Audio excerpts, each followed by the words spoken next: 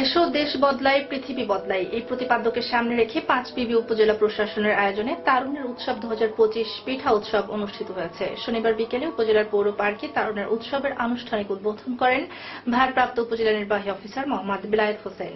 উৎসবমুখর পরিবেশে পিঠা উৎসব শিক্ষার্থীদের হাতে তৈরি বিভিন্ন রকমের পিঠা পার্কে প্রাঙ্গণে 12টি স্টলে ঠাঁই পায়। এর মধ্যে গ্রাম বাংলার হারিয়ে যাওয়া নৌকা, কাটা পিঠা, ঝুড়ি, পাটিসাপটা, ঠোস পিঠা, চিতই, সই পিঠা সহ বাহারি রকমের পিঠা রয়েছে। এসব স্টলে পিঠা কিনতে ভিড় করেন পিঠা প্রেমীরা। খেয়ে তৃপ্তির ঢেকুর তোলেন তারা। গ্রামীণ ঐতিহ্যের এই আয়োজন দেখতে ভিড় করে শিশু কিশোর সহ নানা বয়সী মানুষ। উৎসব যেন পরিণত হয় এক মিলন মেলায়। মুগ্ধ দর্শনার্থীদের পাশাপাশি ক্রেতারাও ঘরোয়া পরিবেশে তৈরি করা পিঠা ভোজন রসিকদের মন জড়িয়ে দেয়। আর এমন উৎসবে অংশ নিতে পেরে খুশি নারী, দোকানি ও উদ্যোক্তারা।